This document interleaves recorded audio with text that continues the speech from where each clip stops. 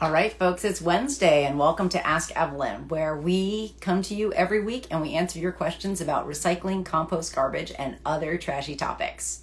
I'm Becca Fong, and I work for Seattle Public Utilities, and I am super glad to see you guys.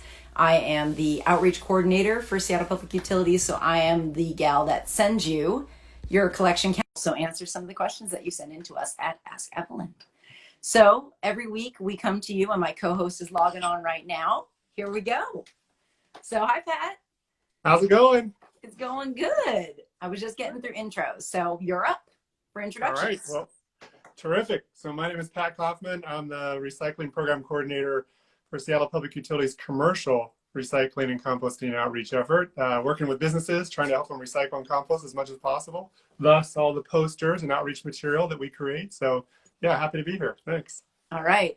Well, it's November. It's kind of hard to believe that it is November. So we come to you with a new theme every month. And this month, we're going to be talking about waste prevention. So in the past, we've really focused in on one or two streams of waste prevention. And this month, we're going to do all of them. So we're going to talk about ways to prevent waste in recycling, compost, and garbage. So we've got two really great questions this week. And that reminds me to remind all of you who are watching either right now live or who are watching later on our various feeds or YouTube channel that this show is totally powered by your questions. So please, there's a couple of ways that you can get them to us. If you're watching now, you can put them in the comment feed, Right. Or you can also send them to us through our social channels on Facebook, Twitter, or Instagram. And as always, too, one of our favorite ways to get stuff, we love hearing from you anyway, but the namesake of our show, you can write into us at askevelyn@seattle.gov. Right. So Evelyn the envelope. Evelyn in the envelope. Been good to us. Yeah. She's been great to us. I feel very privileged that I get to be one of the folks behind Evelyn the envelope. So, all right. So we've got some really great questions. And Pat, you've got our first question this week. I do. I'm all queued up here. Here's question one. I had a question about biodegradable makeup, face swaps, and cotton Q-tips. Are these items allowed in the yard waste compost bin? They would have makeup on them after use. Thanks, Julia. Well, it's a common question we get through Ask Evelyn. It's not, it's unfortunate because none of these things are compostable. We always have to remind folks that our compost bin is really for food and yard waste. And within that, we do accept the approved, tested and approved compostable food packaging items. So, unfortunately, companies out there they'll use certain terminology on some of their packaging or on some of their products and say this is a natural item made from plants or whatever. Right. And imply that it's compostable or even say something like biodegradable. But these items, as much as they seem like they're like pure, like it's just a cotton swab on a fiber, stick or whatever, these little cotton Q-tip things. Yeah. It seems very fibrous to me too. I mean, you can break it right in half and it's just like a paper stick, like a lollipop stick kind of. But unfortunately, they're not approved. They've not been tested because they're not food packaging. They would not be accepted. The health department wouldn't want them. Right. The makeup is something we wouldn't want either. Right. And a lot of people actually use Q-tips to manage earwax or whatever, bodily function things. So it's a no-go. It's just a non-starter. And then you get into other like cotton balls or the makeup wipes, like she mentioned. And you could probably speak to that too.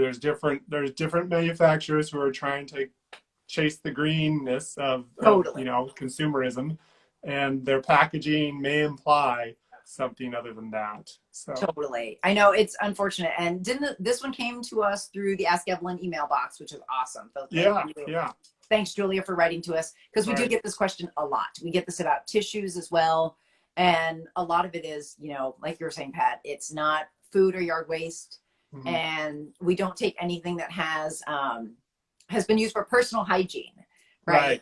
And we've talked about that. There's pathogens, there's all kinds of other things that are part of it. And also it doesn't add to the composting mix, right? So all that stuff needs to decompose with the processor. And so that's certainly another thing to consider. So it's unfortunate because you will see a lot of things that are labeled. And I think that on Julia's question, it said that they were compostable maybe or biodegradable wipes. And Yeah. that kind of labeling. And sometimes they will put compostable on there, but you really need to look at our rules because we're trying to make sure that the processor only gets materials, right, that can break down. So Yeah, a company could pay a lab to assess whether their product or packaging is compostable because it's an ASTM standard. There's a way of like testing material to right, see that it meets that process.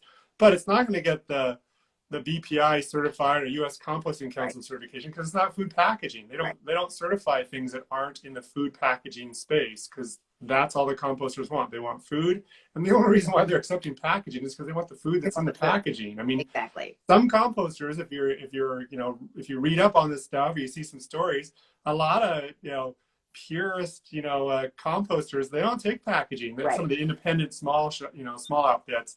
The two big regional processors we have here in the Puget Sound area, they take it, but it's just we've got to keep our a close watch on these approved items. It's also a health department thing, like we mentioned. This is a personal hygiene product. I mean, the health department, they are not going to say yes to anything like that. So we've got to hold the line here, and if there's a makeup cleaning or application product that's made from plants or made from natural products, that's great. That's fine. It's good on the production side. Absolutely. That it's not a petroleum-based this or that.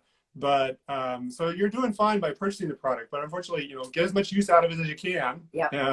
And then, when you're finished with it, it is disposable. Sure, absolutely. And that actually, Julia's question really made me think about makeup in general, right? Because it is it comes in very small quantities, and it's a question that we get a lot. So you'll have like a foundation or an eyeshadow or a lipstick, and the containers that it comes in, sometimes they're glass, sometimes they're kind of like pressed cardboard or paper, or other times they'll be plastic. That's most often, but they're too small because they sell it in small quantities, so it doesn't expire before before you've used it all. But what's really awesome is that a lot of, for an industry, the makeup industry has really figured out that customers really, like all of you out there who use makeup products, you guys want to do what's right. And so we were looking into it a little bit, and we've definitely heard from other folks in the industry. I was at a conference last year and talked to some folks from Estee Lauder who were thinking a lot about this.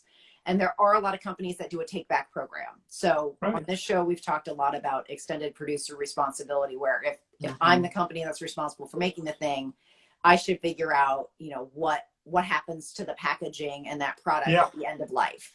And we'll put a link in the show notes to a lot of really great companies that will take packaging back. They're working to minimize the packaging on the front end, and then they'll also take that empty packaging back. Some companies will even incentivize it by, if you bring in 5 empties, they'll give you a free product. Right. Which is it's a pretty common marketing kind of model. It's like, we want to take your used products and we'll want to sell you a new one. And so definitely look. If you're in that marketplace, then look for the vendors and suppliers and stores that are participating in these efforts. And the fact is that when they take in those little, if they're little glass containers or little plastic, they can work with someone like TerraCycle or someone who is one of these, like, not a curbside recycling program, but a very different recycle program where they'll throw it onto a big bin and they'll ship it off to somebody who does sort through it maybe and go through and try and find like materials and then try and process it. So there's some promise in that, a take back program.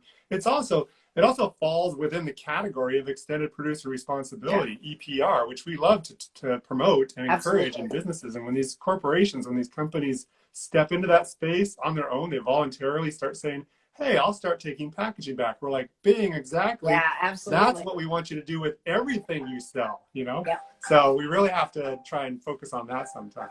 Totally. And one other thing that it made me think of is that, makeup can expire. And there were a couple of organizations that were taking back gently used makeup. They can't during COVID. But I know that there was one of our fantastic producers brought it to our attention that there is a company or an organization that will take makeup that I believe has either been gently used or unopened and provide that to folks who maybe use it for programs like Dress for Success or things like that. So we will definitely have those links in the show notes. But, I guess a quick wrap up. No personal hygiene products in the compost. Those go straight in the trash. If they're made out of natural materials, that's great on the production side. So go for it. Use them as much as you can. Yeah. And then as far as makeup take back, definitely look at our show notes. support organizations that are, you know, live in the values that you guys support. I think that's always a message that we like to share with folks too. That's right. So, I like it. yeah. Awesome. All right. All right. Now question 2. So, of course, like, Gotta get your props. Get your I know, props I gotta ready. go get my props here, right? All right. So, question 2. Since it was just Halloween, I'm sure maybe a couple of you out there may, I don't know, have a piece of candy or 2 or 3 or 40. Might have one right now. Or 100 at your house. And we heard in from Bonnie, she wrote into us and said, I've got some candy wrappers that I'd like to know what to do with. So she's like, I've got some plastic wrappers. I've got the Reese's peanut butter cup, paper cups. I've got the lollipop paper stick and the wax paper that comes on them. And what can I do with these? Are any of these recyclable? Are any of them compostable? And she also talked about the box of Nerds, which I totally forgot about Nerds until she wrote in about that. Those little cardboard boxes. Sure, a little paperboard, yeah. Oh my God, with the, like, you know, coated sugar. Well, there's Milk Duds and Junior Mints. There's a lot of box board, you know, candy product out there. Exactly. So there is a wide variety of candy wrappers out there. You know, I don't know who would have all that candy at their house, but, you know, I mean, maybe some of us. So Bonnie, it is a great question. So, and we do get this kind of throughout the year, but definitely with Halloween, we want to make sure you guys know what's up. So these plastic wrappers, unfortunately, these are just trash. It's like a regular food wrapper or a chip bag. They're just made out of plastic. So these have to go in the trash. It's funny. Yeah. I mean, years ago, some of these products were paper. You know, they were folded and formed paper. They were maybe a wax coated paper, or they were just paper. But so many of these companies now have shifted to the faster packaging machines that all use this poly sheeting. Totally. You know, it's not. Because what do you have? You got a Snickers, and what was the other? I got lots here, but I got Snickers opened up and empty already, so that's the one I can. But you had a Kit Kat, right? But it's not empty yet, so I haven't eaten it yet. So. But that's an example of where it used to come in paper. Maybe I'm just that old that it used to come in paper. You're right. Kit Kat had the paper wrapper and the foil internal. Remember that? It was like the Charlie and the Chocolate Factory kind of mimic that. I loved that as a kid. Yeah, that's good stuff. The silver ticket, you know. So, but yeah. Okay, we're back. Reese's Pieces, you know, or Reese's peanut butter cups. You know, the cup used to be like a cupcake, you know, liner. That's kind of how they made them. Yeah. So those were just paper fiber. Not anymore. They're plastic now. Yeah. They're almost nothing. I mean, until you get into the Milk Dud, Nerds kind of Junior Mints box kind of thing. Pretty much nothing on the candy bar aisle, if you will, is going to be recyclable. Even these bigger, you know, of course, these bigger pouches that you get now. Yeah. Those are just, this is not a plastic bag, okay? This is it's not part of a take back program or anything. It's just garbage, unfortunately. But so a lot of products are going to the pouches now and the plastic wrap. So but Bonnie, I really appreciate your question. Just trying to dig in and figure out, like, how can I divert more of this, but all of your candy wrappers except for your Milk Dud, Nerds, and Junior Mints boxes.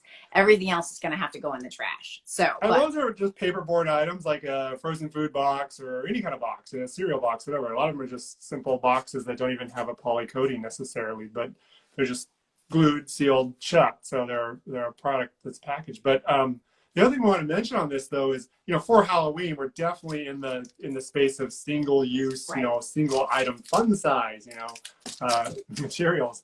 But, you know, throughout the rest of the year, one could avoid these single-use packaged bags of product like this and go, and I don't know if mints are available in the bulk food aisle, but other things are, like, you know, the little round, I mean, chocolate-covered almonds and yogurt-covered raisins and all these different... And jelly beans and Swedish fish. You know, maybe.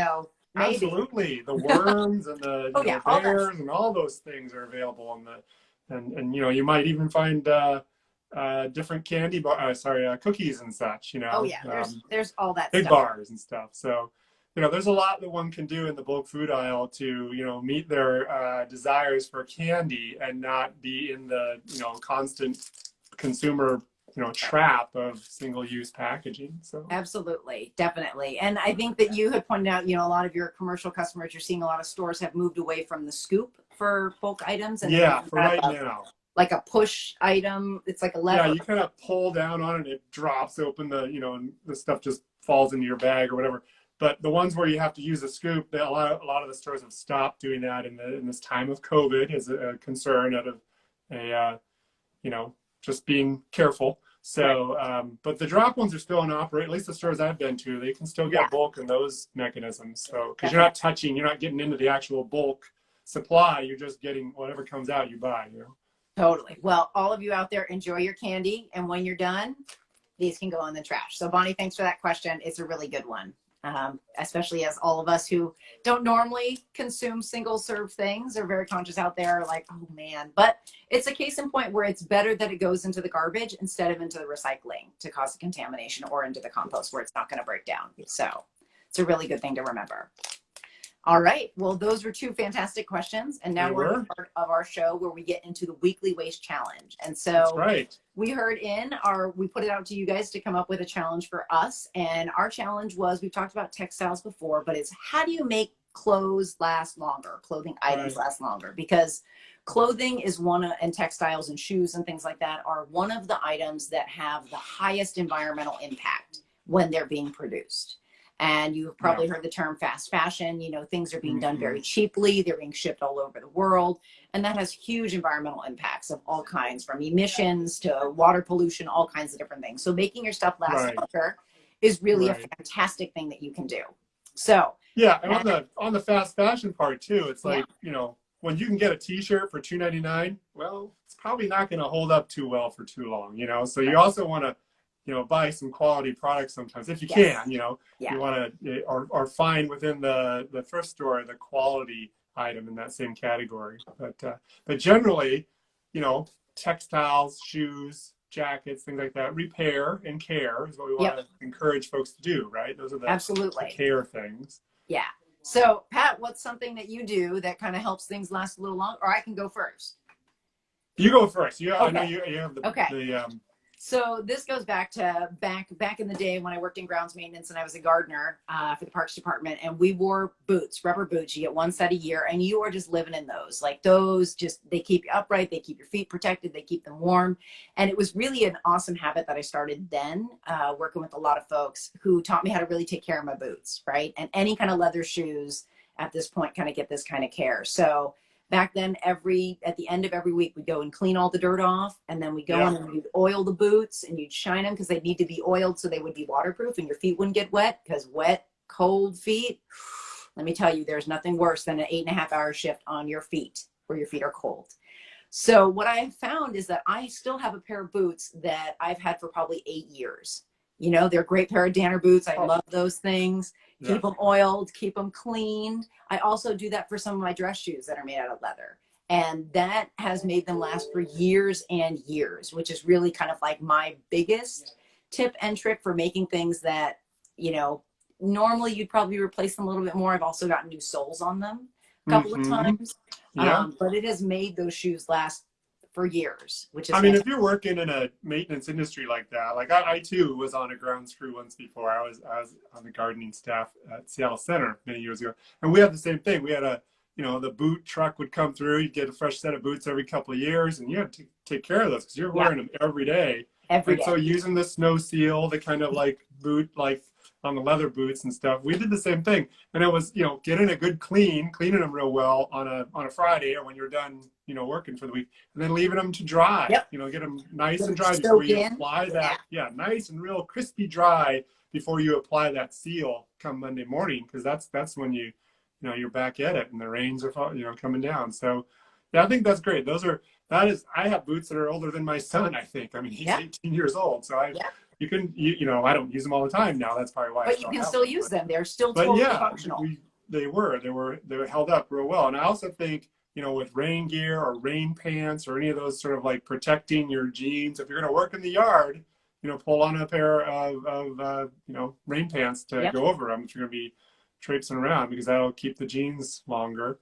And just sewing up, any rips or tears you have in a pair of pants or jeans. You don't want to like let it go too far. Like if you have a little tear, you don't want to throw them in the wash. You want to sew it up before you throw it in the wash, because otherwise it's going to fray out if you throw it in the wash, Totally.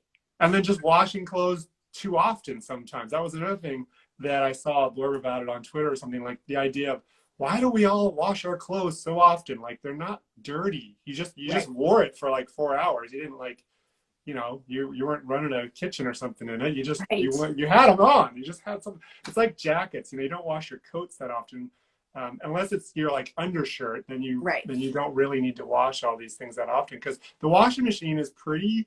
It's a violent Oh, it's machine. brutal. It's gonna like Yeah. pull and push and do more to your Squeeze and sweatshirts yeah, and pants than you'll do to them. As far as like just wear challenging it. Yeah. So just be kind to your clothing and take care of your things. That was the challenge, and it. Yeah. we accepted the challenge. I think we did good. I think we Absolutely. did well. Yeah, I would love to see those old boots. I should show you. It would be fun to share. It was one of those things. Definitely, we had the same procedure. That just makes me think, Pat. I worked in a shop with the tree crew, and some of those guys had their own special mix where they would make their own boot seal. So it was fantastic. One of them involved the O-ring from a toilet, a new one. But it was always really fun to kind of like harken back to some of those practices where you really make things last a lot longer. And that's really one of the most sustainable practices that you can do for clothing, textiles, and shoes. Yes. It's just like, don't wash them so much. Wash them on cold. Fix your rips. Make sure they're clean, because dirt really abrades your clothes and your shoes. So Right. that was a really great challenge. So thank you guys for bringing that to us. It was fantastic. Yeah. And for next week's challenge, we're going to be talking about kind of waste prevention. We're talking about closing the loop. So our challenge for next week is, how do you close the compost loop at your own home? So we'll think about that. That kind of leaves open a couple of things. It also reminds me about, it's now November. And so your solid waste utility, Seattle Public Utilities, offers free leaf pickup. So yard waste pickup, you need to bag it. We'll pick up to 10 bags of yard waste for free per collection day. Right. And in addition to your cart. In addition to your cart. Yeah. And the reason that we do that is all the leaves are starting to fall, and we really want to encourage folks to rake your drains, keep those drains clean. I know it was pouring at my place yesterday, and you could just see the river of water and the leaves just like going. So if you guys are feeling it, get out there, rake them up, bag them, and we will take them away for free. So through the whole month of November, 10 bags. Right. And per the utility does this. Yeah, we do this because, we don't want the leaves in the storm drains. That could cause flooding. That can cause problems downstream in the storm system. So as much as you can rake your leaves away from the storm runoff, the storm drain area, that's what we encourage. And that's why we provide a free additional, pretty hefty, pretty considerable amount of pickup. There are 10 additional bags. But so in these bags, it can just be the yard waste, leaves stuff. It's not no food waste. No food waste. It's only yard waste. Yeah, That's all we just pick up is extra yard waste. So make sure it's either in a craft paper bag, one of those compostable plastic bags, or in a can, like a plastic can that the driver will dump. And, be kind to your driver, because your driver will go and pick up each of those bags and put them in the truck. So yeah, make sure you get a good roll on the top of that bag, so there's a good grabber there, because if it's just all the way to the top and it's kind of hard to, so it's true. Be kind to your driver. That's good. That's always good advice. They work super hard. So, and they love their jobs, and they love helping you guys out. So I always try to think like, there's a person involved here. So how can I make this a little bit easier? So, all right. Well, folks, that's another episode. Thank you guys so much for joining us. And we will see you next week at 1:30 for more trash talk. Yeah, send us a couple notes, send us a note. Love to hear from you. Absolutely. Thanks for the reminder. So again, in our social feeds, drop us a line at askevelyn@seattle.gov, and then, tell a couple friends about us. We would love to spread the word. We'd love to see when you guys log on, and we just love to hear from you guys all the time. So it really is a highlight of my week, and it's fantastic. So thank you guys. All right. With that, I'm Becca Fong, and life is simpler with less stuff. Hey, y'all. And I'm Pat Kaufman. Remember to recycle right. We'll see you next week. See you next week. Take care, guys. Bye.